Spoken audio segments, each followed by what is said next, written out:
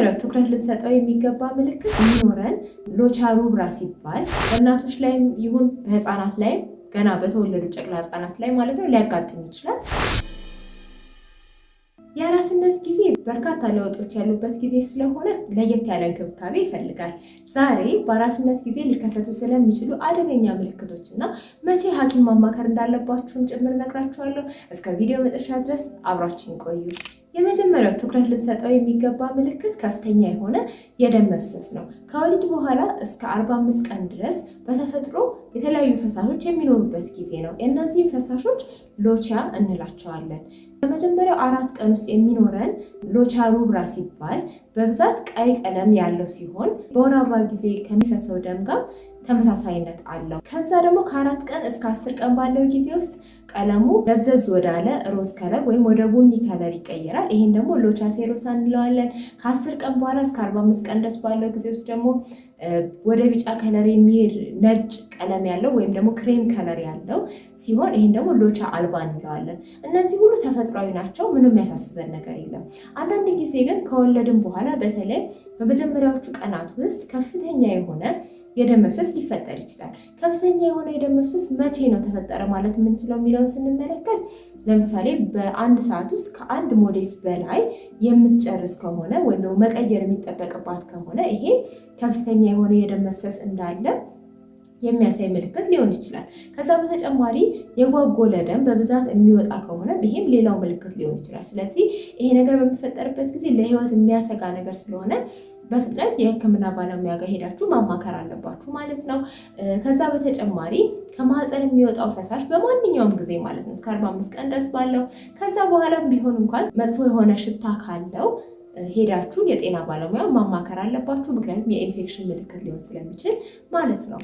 በሁለተኛነት የማስቀምጠው ከፍተኛ የሆነ የራስ ምታት ነው።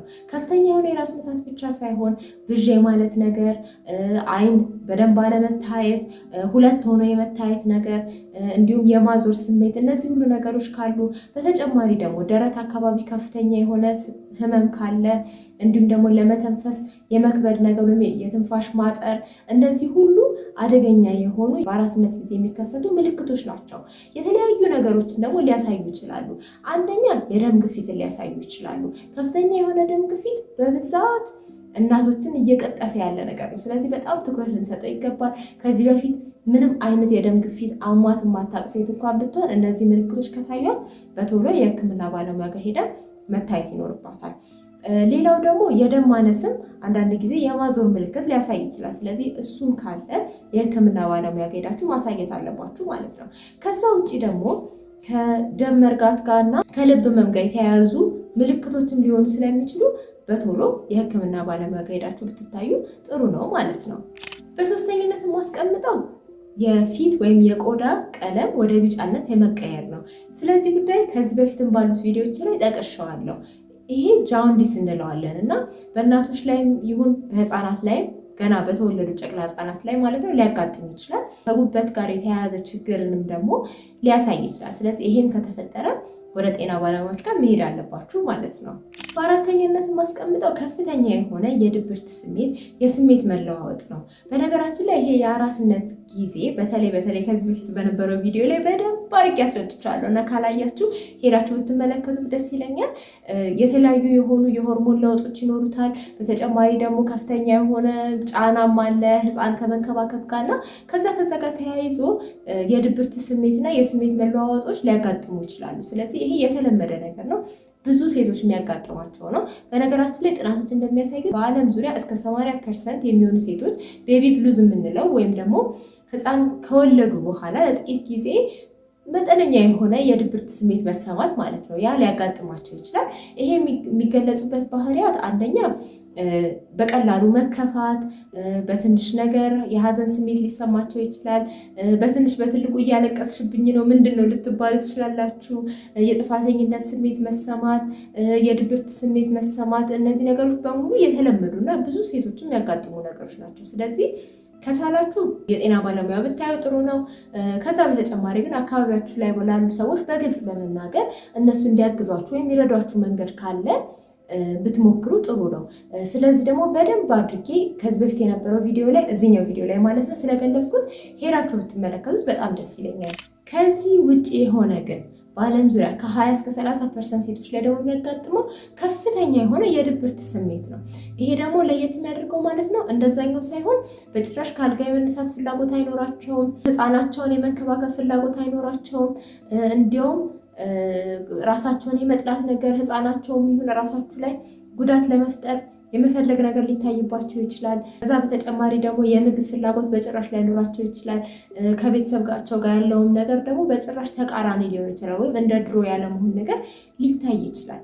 ይሄ ነገር እየገጠማት ያለች ሴት በቤታችሁ ካለች ወይም ደግሞ ራሳችሁ ላይ ይሄ ነገር ተፈጥሮ ከሆነ እባካችሁን የጤና ባለሙያ ሄዳችሁ አማክሩ። ይሄ በጣም የተለመደ ነገር ነው። በቀላሉ ደግሞ በመድኃኒት እርዳታ ለውጥ ሊገኝበት የሚችል ነገር ነው። ስለዚህ እነዚህ ነገሮች እየታዩባችሁ ካሉ የሕክምና ባለሙያ ሄዳችሁ በማግኘት ለውጥ ማግኘት ትችላላችሁ ማለት ነው። በአምስተኛነት ማስቀምጠው ከቁስል ጋር ተያይዞ ያሉ ችግሮች ናቸው። በምጥ ከሆነ የወለዳችሁት በተለምዶ ስቲች የምንለው ቁስል ሊኖራችሁ ይችላል።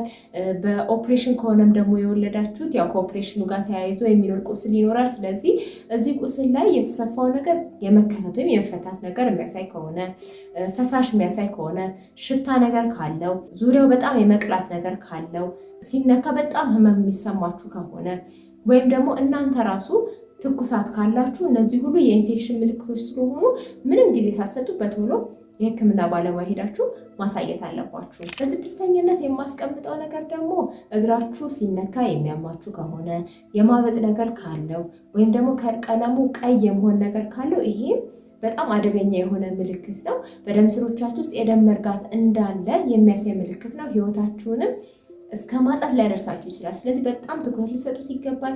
በፍጥነት የሕክምና ባለሙያ ሄዳችሁ ማማከር አለባችሁ ማለት ነው። እሺ፣ ስለዚህ ዛሬ በአራስነት ጊዜ ስለሚታዩ አደገኛ የሆኑ ምልክቶች ማወቅ ያለባችሁ ነገር ያዘጋጀሁት ይህን ይመስል ነበር። ምናልባት መጥቀስ የነበረብኝ የረሳሁት ነገር ካለ፣ የበለጠ ማብራራት ያለብኝ ነገር ካለ፣ ወይም ደግሞ ጥያቄ የፈጠረባችሁ ነገር ካለ ኮመንት ላይ አስቀምጡልኝ። እንደተለመዱ ሌላ ቪዲዮ ሰራላችኋለሁ ወይ መልስላችኋለሁ ማለት ነው። አዲስ ለሆናችሁና ለማታውቁኝ እኔ ረዴት እንዳለው እባላለሁ፣ ሚድዋይፍ ነኝ። በዚህ ቻናል ደግሞ ስለ እርግዝና፣ ስለ እናቶችና ህፃናት ጤና እንዲሁም በአጠቃላይ ስለ ስነ ተዋልዶ ጤና ብዙ ጠቃሚ መረጃዎችን እናጋራለን።